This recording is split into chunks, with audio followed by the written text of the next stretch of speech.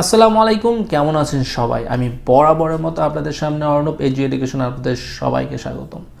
তো আজকে আমি ভেরি ইম্পর্টেন্ট একটা টপিকস নিয়ে আলোচনা করব, সেটা হচ্ছিল ইউটিউব মনিটাইজেশন। কথায় আছে স্বাধীনতা অর্জনের চেয়ে স্বাধীনতা রক্ষা করাটা সো মেনি টাফ। তো তেমনই ইউটিউবের মনিটাইজেশন আপনি একবার যদি পেয়ে যান, সেটা যে আপনি হারাই ফেলতে পারেন না এটার তো কোনো গ্যারান্টি নেই। আপনার কিছু গুরুত্বপূর্ণ ভুলের কারণে আপনি আপনার ইউটিউবের মনিটাইজেশনটা হারাতে পারেন। তো আজকে আমি 5টি ইম্পর্টেন্ট পয়েন্ট নিয়ে আলোচনা করব, যেটার কারণে আপনি আপনার ইউটিউবের মনিটাইজেশনটা হারাতে পারেন। তো ভিডিওটি লাস্ট পর্যন্ত দেখবেন। আর আমার চ্যানেলে যদি নতুন ভিউয়ার হয়ে থাকেন তো অবশ্যই আমার চ্যানেলটিকে সাবস্ক্রাইব করবেন। আর যারা আমাকে অলরেডি সাপোর্ট করছেন তাদেরকে বলবো অসংখ্য অসংখ্য ধন্যবাদ।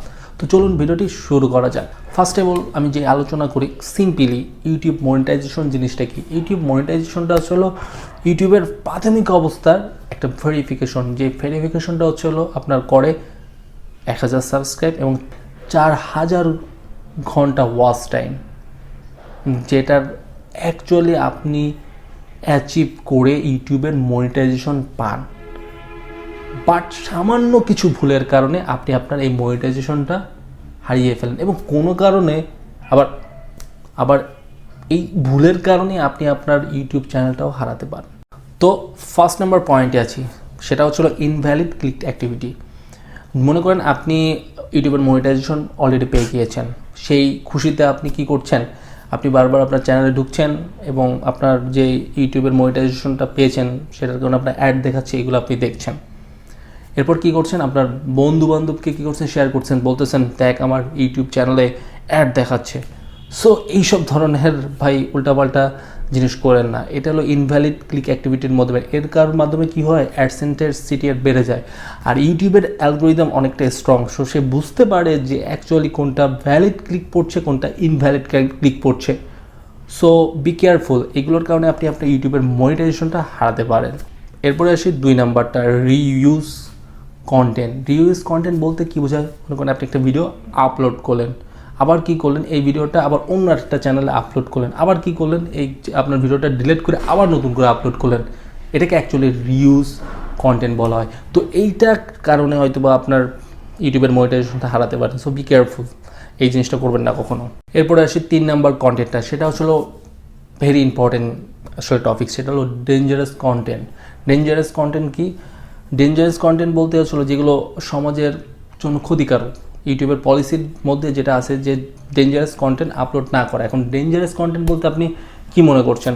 জাস্ট ফর এক্সাম্পল হ্যাকিং টাইপের যদি আপনি কোনো ভিডিও ইউটিউবে আপলোড করেন, সেটার কারণে আপনার ইউটিউবের মনিটাইজেশন হারাতে পারেন। যদি আপনি নাও পেয়ে থাকেন তো আপনি যদি মনিটাইজেশন নাও পেয়ে থাকেন তো আপনি ওই চ্যানেলে মনিটাইজেশন পাবেন না। আর যদি আপনি পেয়েও থাকেন তো ওইটাও হারাবেন, এমনকি আপনার চ্যানেলটাও বললাম বাদ হয়ে যেতে পারে। So be careful, dangerous content upload আমরা না করি। এরপরে আসি 4 নাম্বারটা, মিসলিডিং মেটাডাটা। মিসলিডিং মেটাডাটা বলতে আসলে যেটা হচ্ছে, আপনি যে কন্টেন্টটা আপলোড করছেন সেটার আসলে সামঞ্জস্য রেখে আপনার যে কন্টেন্টের যে টাইটেলটা তৈরি করতে হবে, আপনার যে থাম্বনেলটা করতে হবে, আপনার যে ট্যাগগুলো ইউজ করতে হবে, এইগুলো আপনি ঠিকভাবে ব্যবহার করছেন না। দ্যাটস ওয়াই আপনার এই কারণে আপনার ইউটিউবের মনিটাইজেশনটা হারাতে পারে। এরপরে আছে একদম লাস্ট পয়েন্ট, যেটা হলো 5 নাম্বার পয়েন্ট, সেটা হলো ভায়োলেন্ট টাইপের কন্টেন্ট আপলোড করা।